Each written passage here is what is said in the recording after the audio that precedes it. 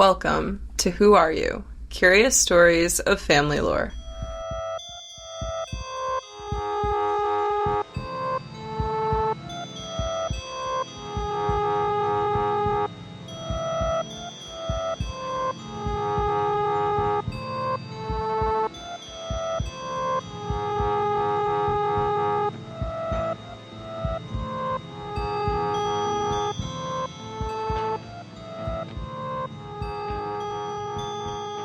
I'm Weetzie. And I'm Sam Ivy. And this is episode 45. I am fairly confident that it is episode 45. I'm pretty confident in that one, too. Because I think, yes, it is 45. I double-checked. And this is Sam-centric. Sam is leading this episode today, and I'm just here for the ride. So, I just want to start off before I get into, the topic and everything I'm talking about. You know how sensitive I am with, signs and things that, show me, I'm doing the right thing or I'm on the right path. So, yeah. The moment we decided to do this episode that, touches base on a part of my grandfather's life that not many knew about, I kept getting, little signs that, him or my grandmother, were there with me and showing me that I'm doing the right thing. For example, yesterday I went to the bar to go pay rent to my current living grandfather. And as I'm walking to the bar, some business outside the place is playing Bye Bye Miss American Pie, that song. And I love that song. For me, every time we did a Carpenter road trip and anytime that song came on, it didn't matter if we were pissed off at each other. It didn't matter if we were dead tired. If that song came on, it was all right, everybody, 1, 2, 3, 4, get ready. And everybody in the car jammed to it. Yeah. So that was, sign number 1. And then today, we had to put a family dog down. And while that was happening, my boyfriend's mother was singing You Are My Sunshine, My Only Sunshine, You Make Me Happy When Skies Are Gray. Oh, yeah, that song for you. Yeah, so that instant waterworks. And I'm also, not gonna lie, PMSing. So, I'm about to start Sharp Week. And so I'm a little extra emotional. So that one got me. And then on the ride fucking home, do you remember the band back in the day named the Ting Tings? Yes, I do. That's not my name. Dun, dun. That's not my name. Dun, dun. Yeah, that band? Yes, I remember them. So I had that whole album on CD, right? And I forgot that I downloaded it on my Spotify. And that album never pops up on my, shuffle. And it decided to pop up tonight. And it wasn't that song. It was a song called Traffic Light that's on there. Okay. And those lines literally are, don't you be a traffic light. Don't you be a traffic light. Stuff like that. And it talks about, don't be a roundabout. It's such a interesting song. But little elementary school Sam would jam out so hard to this in Shirley's basement, where we just had, a couch and a TV. I would put that CD in that DVD VCR combo player. I would blast that whole album from start to finish. Side note, have been looking at Walkman CD players, portable CD players, cassette players, DVD players, and I've been making plans to incorporate DVD and CD storage in our home, because people are deleting digital stuff that you already bought. Mm-hmm. I'm sorry. You said I was buying this, and they were like, oh, in the fine print, you're just leasing it. Yeah, Bitch. no. What, rent or buy? Those are the options, and I chose buy. And I knew the whole time building a digital library is bullshit, but anyway. So yeah, I hardcore vibe right now with the thought of radio, CD player, even a cassette player in there. A 3-in-1? God, we had one in our kitchen. We had one in our kitchen growing up. I listened to Cher on that motherfucker. My grandparents would listen to Elvis. Some chick named Diana Carter, who I thought was Aaron Carter's mom because she was blonde and had the name Carter. So that's why I listened to her. And then I found out later on that was not his mom. But anyways, side note. No, you're good.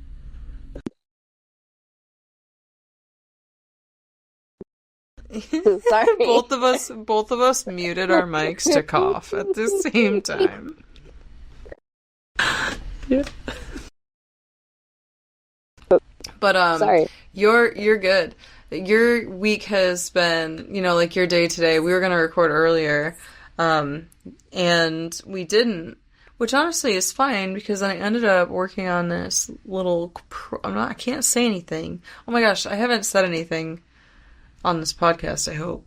Sometimes I slip up. You've been saying that you've been doing other forms of art and teaching yourself new forms of art. You haven't gone into detail what that was. Yeah, okay, cool. Well, I got to play around with that more. And that's exciting. Oh, 100%, dude. For a little bit. So, but we're redoing our bathroom. I've been painting all day. And we have family coming to stay with us in a couple days, so we're trying to get the bathroom done. And I also am making this gift for this person, so I'm like, oh my god. But I'm really, really grateful that you took the lead on this, because last week, if you guys listened, you heard me very questionably question the future weeks and what potentially would happen if we were going to have an episode or not. And you stepped up and you're like, I'll do this one.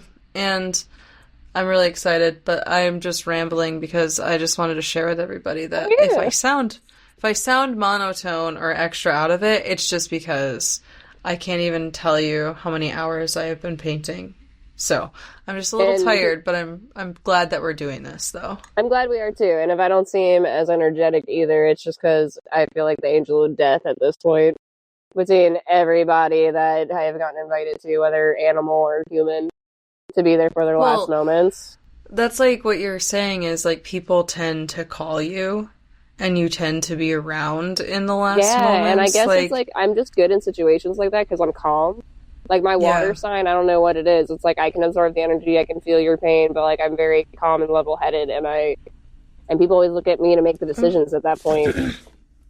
But yeah, so all of these signs, even the Ting Tings down to the Ting Tings traffic light, just kind of made me feel like I was going in the right direction. And this episode is going to be a little different because like I'm about to spit some facts for you guys about this certain time period that my grandfather lived. But the juicy, morsely, meaty part of this whole thing is actually an interview I took with my father, so his son, getting basically secondhand information because I can't get it from the source anymore. So my father was nice enough to share some stories that he was shared with his father, like by his father. All good things, my grandfather was not the man that liked to share any horror stories. He took those to the grave. But like when he came to telling anything when it came to war, because we're going to talk about the Vietnam War, he was always about happy times. So that being said, I'm going to give you a little like snippet about the Vietnam War. So I'm not going into full detail because I was never a fan of history class. Don't get me wrong, I like history, but I got some interesting facts that like I enjoyed. Well, not enjoyed, but I thought were like kind of tie in to yeah. I mean, moral of the story is it was a war. Yeah. Yeah. So, like, the gist of what I got for y'all, in case nobody knows what I'm talking about. The Vietnam War was from 1954 to 1975. It all started with North Vietnam wanting to unify the entire country under a single communist regime, kind of to model after those of the Soviet Union and China. Okay, see, I didn't really know that. Yeah. So. And that being said, the South part was just like, nah, fuck you, and then the U.S. got involved. It said large numbers of U.S. soldiers were introduced beginning in 1961. So the war started in 1954. U.S. didn't get involved until 1961.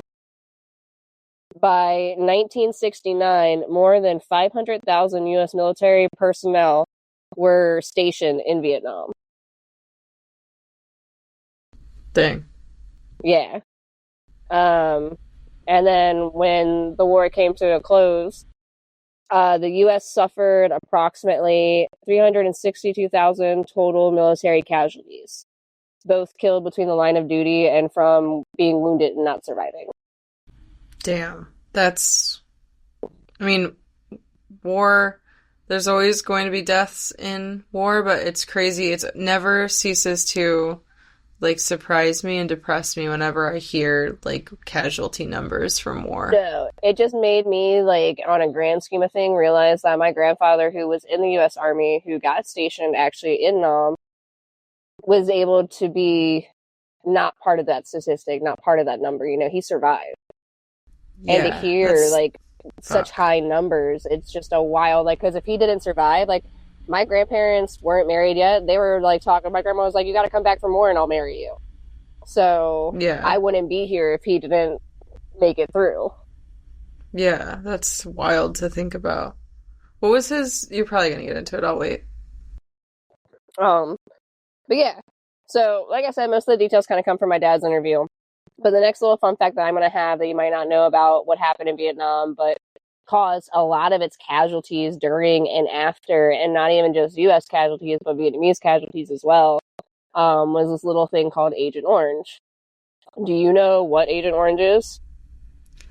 I have heard of Agent Orange, and I don't really have any idea what it's from other than you telling me. Mm-hmm.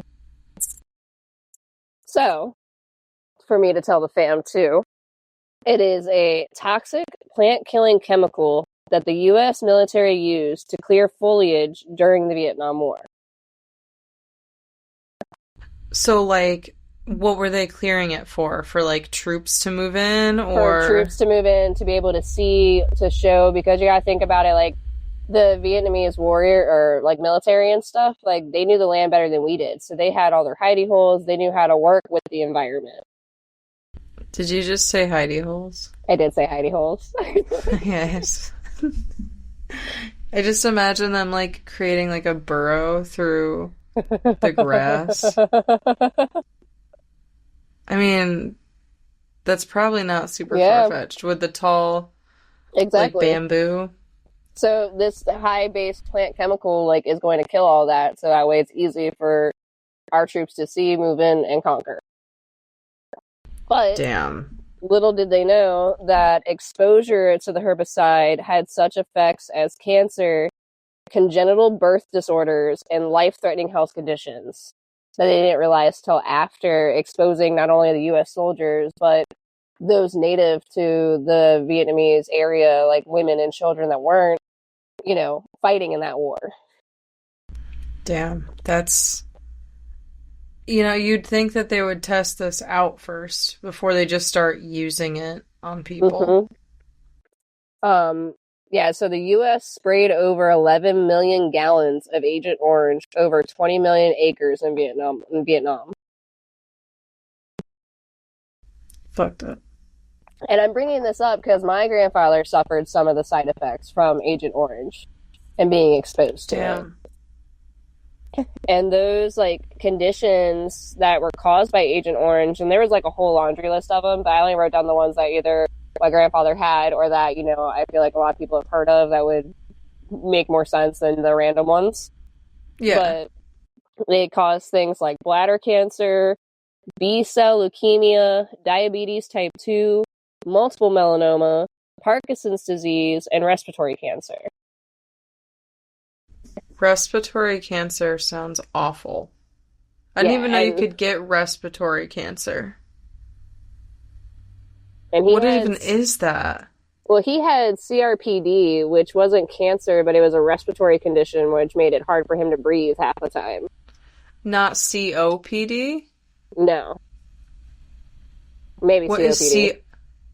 Maybe. It was something PD. COPD? Possibly. Whichever one is, like, the breathing thing. COPD.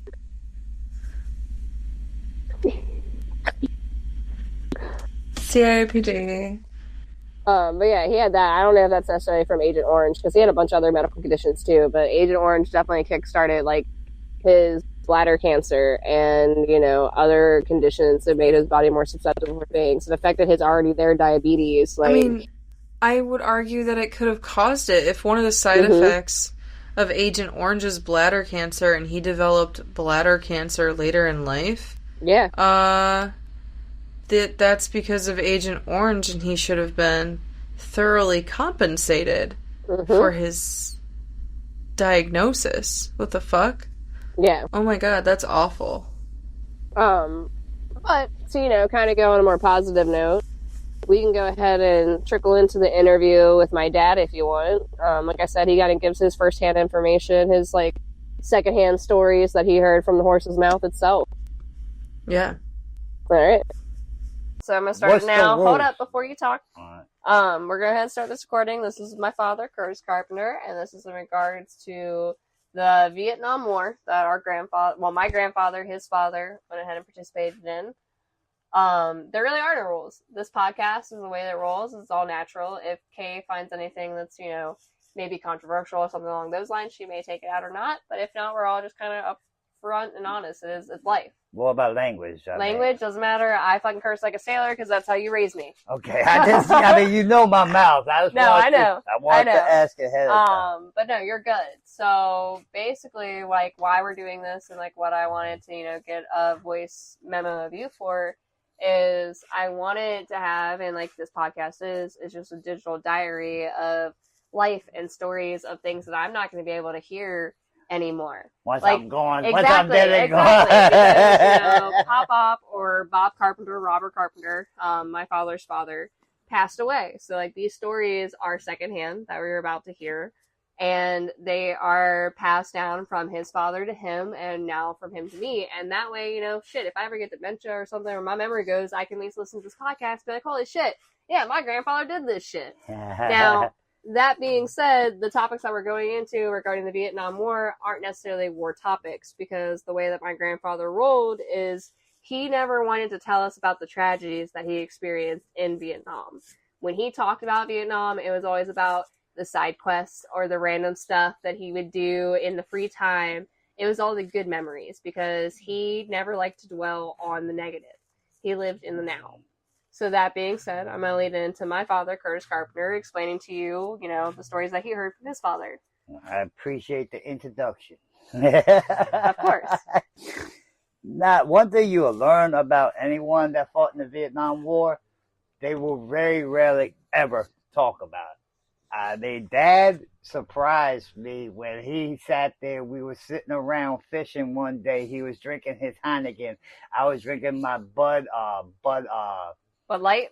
But no, it was Platinum? Bud Platinum. Uh-huh. I was drinking my Platinums. And we were just fishing. And he's like, have I ever told you any of my war stories? Well, before you go into it more, like, you think about it, like, back in the day, like, when you came back from Vietnam, like, it was very much, you were frowned upon. You were not, you were not celebrated as a war hero. You were a baby killer. You were a woman killer. Mm-hmm. So it makes sense that, especially, like, him in that time frame, like, trying to bring it up to you at the right time, like, it was when he was ready. Well, yeah, I mean, and that's the thing about, I mean, you knew Pops. Pops was a quiet, stay to himself type of person. But when he talked, the stories he came up with, it's just like, and you give me shit. Yeah. Well, not even that, but like the stories he would go into and the shit he would get away with. It was like, how the fuck were you in the army? Because he was in the army, right? Yeah, he was in the army. And I gave him the nickname Caretaker. Because if you remember the longest yard, yep. Caretaker took care of everybody. All your problems, no matter how outrageous they were. He will, and his question, just don't ask, don't tell. Yep. You didn't get it from me. Yeah, I think that's where they got the whole military slogan for my dad in Vietnam. Don't ask, don't tell. But, like, okay, all right, my dad, he got along, first tops are like his chain of command, so they call them all tops. I don't know the official rank or I just know. But his head of command. He's a guy in charge of the platoon. So my dad always made sure he made friends with the tops. Yeah, like how we always say make friends with security wherever you work. Yep. So what's it called? In his platoon, he had a locker like in friggin' high school. Yep. And then a foot locker about the size of this bed, maybe a little bit bigger. Okay. Well, his top that he liked the most got promoted. So this new top came You got to on learn in. the new guy. The new guy came on in and said, look, this is going to become a dry barracks. So whatever alcohol you have 2 days to drink it and get rid of it. Do you know how old he was at the time that he was serving? My dad went in, I think, when he was 18, 19. Okay, so still not the legal age to drink per se, but it was still one to like. No, it was back then. Back Okay, then, yeah. okay. You could drink back then when you were 16. Okay, 16 that in makes sense. fucking That New makes Hampshire. So you're taking like the one pleasure these guys have away. Exactly. So my dad raised his hand and said, hey, Top, got a problem. He's like, what's your problem, Mr. Carpenter? He said, can't be done. What you mean can't be done? He said, I cannot drink and dispose of all the alcohol I got in 2 days. Can't be done. Mr. Carpenter, you can't have that much alcohol. My dad opened up the locker. Nothing but half gallons of alcohol. Open up his Foot Locker. It's supposed to hold that's me. Supposed to hold his necessities. It's a cooler full of beer and ice. And he's like, what? He's like, oh, this is all for me, Mr. Top. My dad used to, when they closed the officer club and people were still looking around for drinks, my dad used to sell them drinks. That makes a lot of sense now. Oh, that makes you not fall far from the tree. I mean, he had the hustle. And what's it called? One night, I mean, the Top sat there and said, okay, get rid of it whenever you can. All right? So needless to say, that took a while. So one night, his old Top was walking by, right? Sitting there saying, God damn, I could use a drink right about now. My dad said, hey, Top, follow me. Opened up his locker, took a half gallon of Crown, threw it in front of him, and said, help yourself.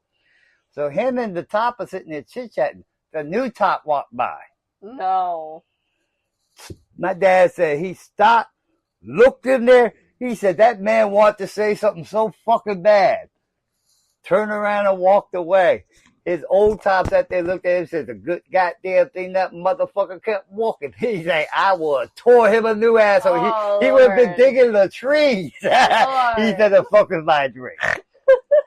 That's where I kind of got the insight about, make friends. Well, yeah, because that kind of reminds me of like your stories, like back in high school, like when you used to leave campus, like at Riken, to go to like McDonald's or like with your horde of people, and then you'd always come back with like food and a Snickers, right? For Mr. Herring. Yep. But see, I always left and brought him back something only when he gave me detentions, and I told him I wasn't coming to detention. But either way, like you learned from your father that was like a way, and because of you, like I've learned to always make friends with security. So wherever I've worked at, like I always make friends with It's good, smart business. I mean, you can still have your like social friend, but if you make enough impression with someone in charge or whatever, when it comes time for cutbacks or firings, or if you just fucked up one day, you want somebody that's gonna cover your back. But they're gonna also remember, oh, you know what? Cheryl's a nice person. Cheryl. I remember how Sam. I know you're good. Sam's a nice person. I just see as if she fucked up this. Yeah, day. no, I get you. It's good business. So what other stories did he share with you? He told me that the jungle is real fucking hot. Yeah. I mean real hot. And the only people that ever have AC was the colonels. Yeah, they had like a little trailer type setup thing out there with a window unit. Go in their trailer, right? Well, what's it called? Fortunately, this colonel pissed everybody off. So his old Top, the one that just got promoted, say, hey, Bob, you think you get me an AC unit? My dad said, what you gonna give me? He sat there and they made out some type of deal. Trade. So my dad said, give me 2 days. So my dad had to go wrangle some people in like I used to when I used to get into my shenanigans, wrangle a couple people in that like-minded people, that you give them $50, they keep their fucking mouth shut type of people. Well, 2 days later, his Top walked into his quarters and found a fucking AC unit sitting right there. He said, Bob, come here. where'd this come from? He said, I do not have any understanding of what question you are asking me right now. I see an AC unit. I don't know how it got there. He said, just stay away from the colonel.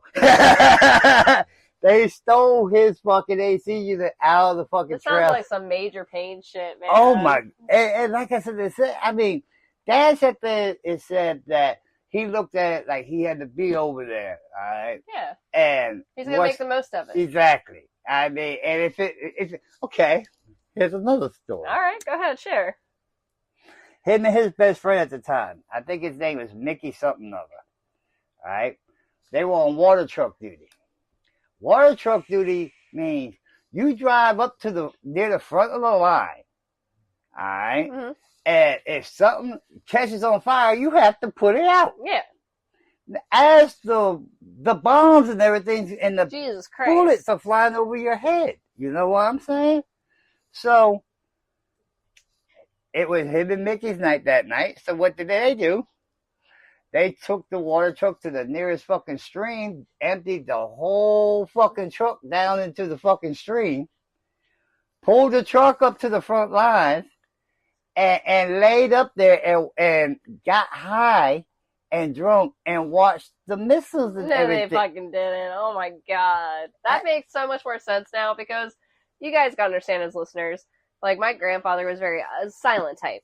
Like, when there was problems at the house, you went to Bob when you wanted him to be like, all right. You wanted a direct answer, final fucking conclusion. verdict type of thing. Exactly. So, like, he didn't wait, like, he wasn't the party guy. Like, I mean, granted, when I was born, he was, like, in his, like, 50s, like, 60s range. So, like, granted, party days were over. And I guess saw him party a couple times. But when it came to, like, this extent, like, you know, drugs and shit like that was always kind of frowned upon, you know, until he got sick and things were needed. But, like, before that, it's wild to hear these stories and think of, like, him being such an advocate of it at that time, but it makes sense. That was the And first. genetics are hard. In Vietnam, that's the first time he ever smoked weed. It was with a bunch of brothers, too. Okay, he made that. He's like, now I know why you hang out with so many black people. Jesus. Now, granted, viewers gotta listen, he was born in, like, the 1940s. Yeah. Oh, my dad was born in 1947. Yeah, so, like, think about the time and ages that he grew up in, things like that. So, like, him making that statement is nothing derogatory. It's more of, like, that realization that, like, holy shit, like, I've been wrong my whole life. Like, I understand you now. Oh, I mean, like I said this with my dad, I mean, he was very private. He was the lawmaker. I mean, you didn't go to him to ask for advice or anything like that. He was the final decision. Yeah, you went to him when you need. You go to my mom or to a friend if you're looking for a compassionate shoulder. My dad wasn't like, he would tell you to suck it up, Buttercup, be the bigger man. My dad was just raised rough, and he raised us to the best of his ability. I'm proud of the way he raised. I mean, like you said, though, like his upbringing and stuff, like the way he lost his mom literally because she was taking a bath and a lightning bolt hit the trailer and electrocuted her. In the bathtub. And like, then his estranged father was found dead 6 weeks after rotting in the trailer. Exactly. Like, so you gotta think about the trauma he experienced, and this was after the war, too. Like, this was after surviving the possibility, because, like, what you viewers don't know is that we had another gentleman that grew up in the house with. His name was James Rose. He also was in the Vietnam War. The difference was, though, is my grandfather, my dad's father, actually got deployed to Vietnam. Jimmy did not. Yeah, he got drafted. Well, not even that. Jimmy stayed in the United States. He didn't go over to Vietnam. Oh, but he got drafted. He was in the army and everything, but he didn't have to go over to Vietnam. Like, I'm just saying, but Dad volunteered. Yeah. Jimmy got drafted. Yeah. So both like two different parties, but like we got two different sides of the stories because, like, you know, Jimmy had a different experience than my grandfather did. Oh, Jimmy was more fucking just. He was the cook, like partying, cooking, drinking, waiting to like the possibility of being drafted. So the fact that either one of them survived so many casualties, because I think when I looked it up and like. This might be the wrong quote. I looked up this information 2 days ago, but it was like 500,000 casualties of U.S. like soldiers, like during that time frame of Vietnam War. Yeah, and like the fact that like our grandfather, who was actually on the front lines and actually doing the shit, was able to survive onto the point because you would not be here if it was the fact that he didn't survive. Yeah, I know. Because I remember Mimi specifically like waiting at Walter Reed, wasn't it? And Yep. she was like, you know, when you come back from the war, like, we'll talk about marriage, we'll talk about that shit. Because for a while he was trying, he was like, oh, you know, we want to marry me, and asked her multiple he times. proposed to her like 7 times. She But it kept took saying until no. he came back saying, hey, I showed my mom a picture of you and said, this is my future wife. Mm-hmm. That took her to actually be like, all right, fine. And that was after the war. Yep. And like, if he didn't survive, you wouldn't be here. I wouldn't be here. Yeah, a lot of fucking shit would definitely have changed. That's for sure. And the survival rate over there was as soon as you jump off the helicopter, if you didn't die within the first minute or two, You were lucky. then your chances went up significantly. 'Cause, like- Because when they were coming off the helicopters, that's when they were most vulnerable, and that's when a lot of the soldiers got killed. I mean, it makes sense. And honestly, like, when I think back to the Vietnam War, and this might sound really bad, but I always think of, like, Forrest Gump, and I think of, like, those scenes, and I think about, like, Well, that's you know, the only thing you have to go reference by. it other than looking up actual videos. Yeah. And I always think of, like, our grandfather having his own Bubba Gump, like, you know, or having his own Bubba. That he was has that. to- Was, You know, exactly. That was what's his name, Melvin, whatever I said. Yeah.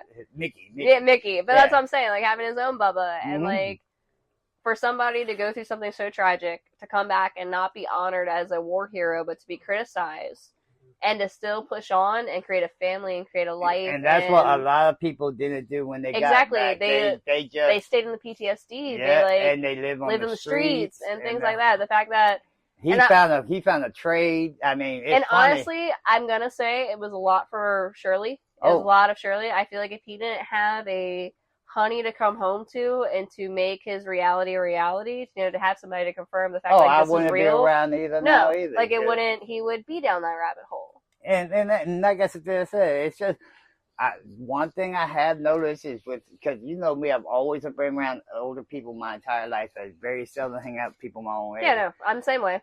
A lot of people who I hang out with that has been in a war, even these new kids that's coming home from Mhm. fucking Iraq and shit like that, they do not talk about.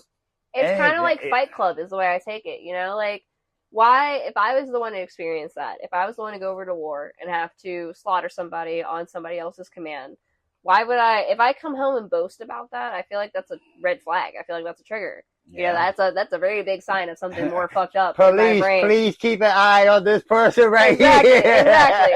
So, like, for those that come back and, like, yeah, like, I'm sure that Bob Carpenter did some things that he never wanted to share with the world. I'm sure he did some things But that if you look at them pictures, he had fun time he doing did. it too. And I feel like that's where our side of Live Life to the Fullest comes from, is the fact that he had to. Like, every day he was there, he didn't know if it was his last day, last hour. One of those So- pictures with the stripper, they blew the club up the next fucking night. Exactly. Just So- like in Good Morning Vietnam, that was real life with him. One of the strippers on the poles in there ain't alive no more because she got blown up the next fucking night. Exactly. And I feel like it's a beautiful thing, too, that my grandmother, your mother, had kept these pictures to the point that me and you can sit here today, almost 4 years, going on 5 now of her passing. I'm sorry. You're good. That one went down. You're good, but it's almost like 4 Mom, of, like, Dad would be at the end of this month. Dad would be dead 8 years, so Mom would be dead 4 going on 5. Be 5 in February. Exactly. So the fact that she was able to be such a strong woman, to love her man, but know that the reality that she was in, the fact that he was living every day to the fullest, to keep these pictures, even with him with a random fucking Filipino stripper, and to proudly show them to me at any age I was, to talk about it, That blew my fucking to mind. literally flip it, and I be like, didn't oh know yeah, you- this is your grandfather with a stripper, like, to confidently say that and know and have the respect and have the honor to be like, yeah, if I was in his shoes, I'd be doing the same thing. You think I wouldn't be there with Magic Mike? Oh my god. She like, look at me, she goes, shit, if you thought Channing Tatum was there, you think I wouldn't be up on that? Like, I'm just saying. You don't know how embarrassing it was to have to watch that movie with Mom. All right. Mom's like, we're watching a movie tonight. All right, what we're going to watch? She put Magic Mike in. I'm just like, no. Sorry, no. She's like, you said you love me. If you love me, then you will watch this movie. So that's the first time I saw it. It's the only time It's a I good saw movie. Magic. It is. So, but that being said, we sidetracked a little I'm bit. sorry. No, you're good. Do you have any more like Vietnam War story, or not war stories, but Vietnam stories that he shared with you, or was that kind of like the kit and caboodle? I mean, that's really, I mean, I got more stories like that, but that's like the gist of all his Vietnam experience I got from him. The only thing that he made it perfectly clear was, Curtis, you do not want to go into the military. Yeah, because I know you were like thinking about it for a while. Like before I was born and things like that, I know you and my mom were talking about it. I mean, especially during like the 90s and things like that. Like if you didn't have anything else set in your future, and you being a young dad in the 90s, like what else were you going to do? Were you either going to work 5 fucking jobs, or were you going to go into the military? I did work 5 fucking jobs. That's what I'm saying. You're going to work 5 fucking jobs, or you're going to go into the military. Yeah. And like, honestly, you wouldn't have been a good fit for the military. You deal with people telling you what to do well, but at a certain extent, you have that own personal mind, and like, I'm going to do what the fuck I want to do. Exactly. So, like, you'll listen, but you're going to think if it's dumb, you're still going to do what you want to do, and that just doesn't mesh well. So I'm glad that you didn't go that route. Oh, I'm glad. I mean, don't get me wrong. I respect. Yeah. I got much respect for any man, woman, child in the middle. I got respect for anyone that does that. It just was not a good fit for me. Yep. Because of, like you said, the issues about me not being told what to do. Yeah, like you did well with authority, but you did to a certain extent. And then my dad, who already been through boot camp, and he said, Curtis, you spend 3/4 of your time in the brig, because the first time someone gets in your face, you're going to punch them, and then you're in the fucking brig. And you also got to think, too, like him being your parent, like all the horrors that he did see that he didn't tell you about, he didn't want you to experience that. Like he, in his own ways, still being the man, not showing emotions, and still being like, oh, I'm the dude of the family, he still wanted to protect you and prevent you from the horrors that he felt and the trauma that he felt. That's what I see now. Yeah. Back then, I just thought it was my temper. And I mean, it was a little bit of that, too. But, I mean, what's it called? Honestly, hearing, because I watch a lot of the History Channel and shit, too. And I watched the whole Nazi thing, and I watched the whole... all the documentaries, all that shit. Yeah, just because. Yeah, I mean, it's education. It's something to do. I get it. You have to learn something new every day. So, I mean, here are some of them stories. And then, like comparing you said, but like you said, the only movie you have to reference Vietnam on is Forrest Gump. Tropic Thunder, maybe a little bit here and there, but not the same extent. Like, and the thing is with me, like when it comes to war movies, because like Chris is really into like war movies, like aliens and war movies. That's his thing. Mm. Horror movies and like actual documentaries about horror shit is my thing. So I don't like the real horror, if that makes sense. Like watching war documentaries and seeing like the true colors of people. Like I like the fake horror. I like the imaginary horror. Then I got all right, if you really want to know what the war was like back then, it's the closest thing I've come. There's 2 movies. The closest 2 movies that come to how it was to fight back then. Platoon. Yeah. It's the first one. But the second one is a Mel Gibson movie, and I think that's the one you will like the most, because that will tell you how fucked up. We were soldiers. Okay, because I watched Full Metal Jacket. No. And Full Metal Jacket got me. Like that shit was. That was rough. That was dark. That was rough. And like, I love me some Major Payne, but I know it's not the same. But if you watch We Were Soldiers, okay, right? I'll check it out. I mean, that will just show you what I'm talking about with the helicopters. Yeah, like the life and how resilient the enemy was, how they wanted how we were losing. I mean, that's the whole point why they threw Agent Orange down was, and I told you this earlier today, and you didn't know this, was the fact that it was like a heavy chemical pesticide, and it was for the fact of because the foliage was so vast there, and and you couldn't see your like fucking hand from your asshole. They literally had to spray Agent Orange everywhere to kill the weeds so the U.S. could see the enemies. But little did they know when doing that they were poisoning. They're killing their own soldiers. They poisoned so many Vietnamese people that weren't even part of the war, just like the women and children that were there unknowingly, and they poisoned their own U.S. soldiers that like came back and got like cancer and other various forms of like even caused Parkinson's. Like it caused a bunch of fucking problems. Well, I mean, one thing about the Vietnamese people was that they were very resourceful, and that's why the fucking war went on. That's why we lost the war. Yeah, no. I mean, because honestly, we won the war. No, we lost the Vietnam War. We lost the Vietnam War. Really? Okay. We withdrew, called it a tie. Well, we didn't start till later. Yeah, but I thought, we called it a tie. We called it a tie. But coming from a little bit after that era, we lost that fucking war. I'm sorry. Okay. I mean, we call it a tie. But these people weren't giving the fuck on up. I mean, these people said they literally dug fucking tunnels I mean, fucking tunnels that will put the tunnels we make today. Well, I mean, you think about it, like, we had so much more resources than they did, so they had to make little out of a lot. So they were more resourceful. They knew the land more than we did because we were intruding on said land. So, yeah, and one of the deadliest that killed more soldiers than anything was this one little trap, right? They make it the size of your foot, put spikes coming up through it, but then cover the spikes in feces. Yeah. So when it cuts you, the infection goes right on it, and that's so you're dead either way. Yeah, I mean that's how resourceful. Oh my goodness! And like I said, if you really want to see a movie that shows you exactly the fighting and style and everything like that, watch We Were Soldiers. All right. So with that being said, yeah, that is everything. Now I would say, do you have any final thoughts for the viewers, or anything that you want to like sum up? Anything last thing that you want to have recorded and documented saying about your father? I got two things. Go ahead, share. First thing I like to sit there and say to all the young people out there, cherish the time you have with your mom and your dad. Like I said, the end of this month will be 8 years I haven't had my dad. Come February 4th, it'll be 5 years I haven't had my mom. All right? You don't know what you have until you lose everything. And the other thing, my dad, if he listens to this, what's up, Pops? I love you.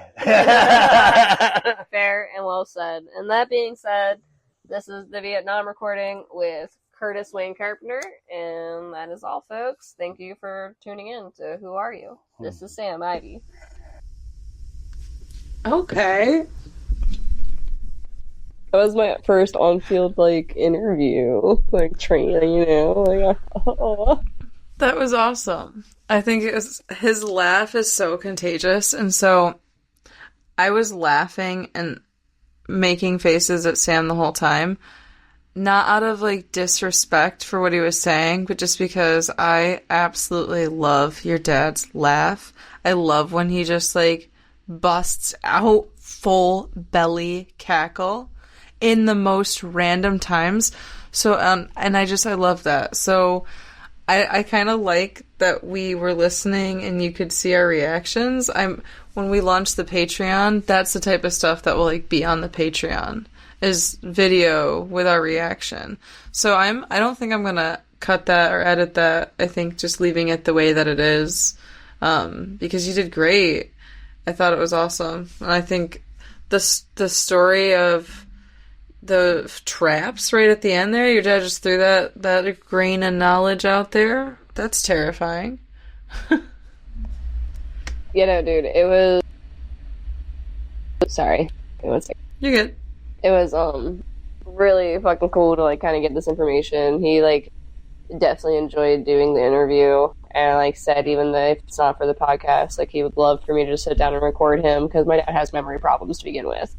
He has really good long-term, really bad short-term right now, but that could always flip or change or progress. So he definitely wants to get more recordings of this type of stuff, and this is why I want to do the whole podcast. And it just felt really good to actually sit down and be able to do it properly with the mic, and so I could actually get him nice and crisp and get the story clear. And it felt so good to sit across from him and just see the smile on his face as he was able to tell and talk about his dad and his mom and his family, and sit there across from him and look through pictures and find. And as the family will see soon in this post, I sent Weetsy a bunch of pictures of what my grandfather had during Vietnam. So, there's pictures of the stripper, there's pictures of him with his, barracks buddies, there's pictures of random soldiers. There's a really cool one of a soldier sitting there outside of, I think, wherever their, boot camp thing was, in Nam, and had a cigarette in his mouth, and it's fucking gorgeous. That's awesome. Yeah, they were so cool. And now, after listening to the, your dad talk, as soon as he brought up, how the strip club got bombed the next day, I immediately thought of her from that picture. I was like, oh my god, that's, crazy. That is, why time is so wild, because, she's somebody that we would never have known. That was her second to last day of work. And they just snapped a picture. And the fact that my grandfather, if he would have just lived there the next day, or if it would have been the day before, my grandfather that would have been it. Yeah. that too. Yeah. I'm over here like it's our last day of work. I meant life. I didn't even catch that. That's fucking last day of work. Yeah. Yeah. What? We are tired. Yeah. But your dad's comment at the end there led me to want to learn like more about some traps really quick. So since it's only 51 minutes in right now, we have a couple extra. We usually, about an hour. So really fast, I wanted to share, I found this list of 8 of the most dangerous traps set during the Vietnam War. Here they were. Let's go. Punji sticks. These were the most infamous. And they did some damage to, like, less than 3% of American soldiers. But that's still more than 0. And they were mostly made out of bamboo, though sometimes they were made out of metal, in varying lengths and width, and they had a simple sharpened spike on one end to impale its victim. Sometimes the sticks were, this is what your dad was basically talking about, smeared with, poop and pee, or just plant poison to cause infection.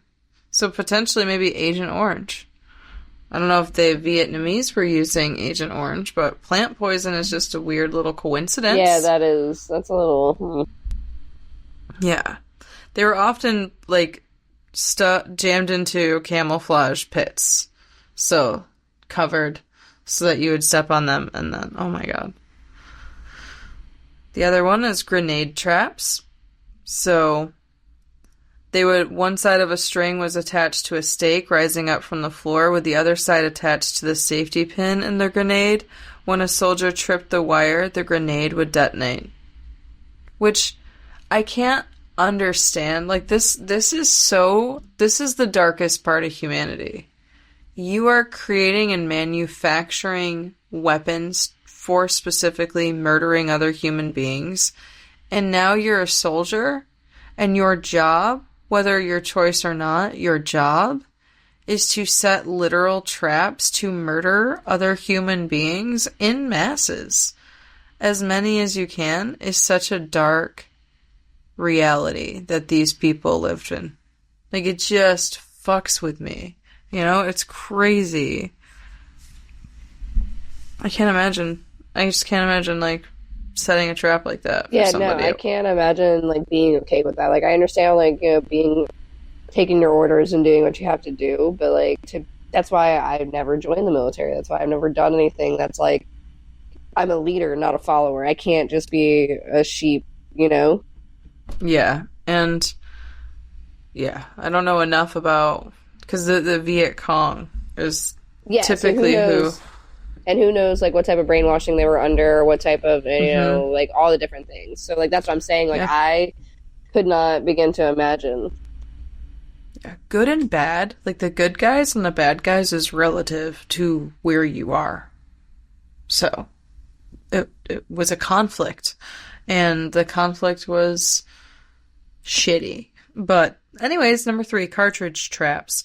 Sometimes known as toe poppers, these were small arms cartridges, such as bullets, that were placed within a bamboo tube and over a nail, and then camouflaged in the ground with the tip protruding.